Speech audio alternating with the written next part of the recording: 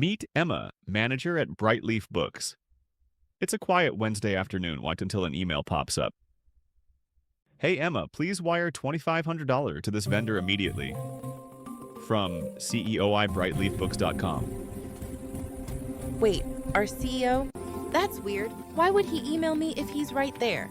Business Email Compromise, or BEC, often looks this real.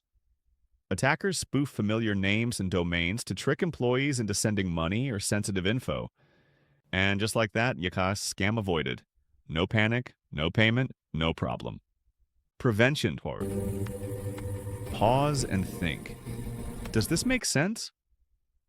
Verify every urgent request through another channel. When in doubt, Hey, did you just send me just an email ask in about an person urgent or by payment? phone. No, definitely not. Always verify before you comply. Protect your inbox, protect your business. Try Sure Email Security today.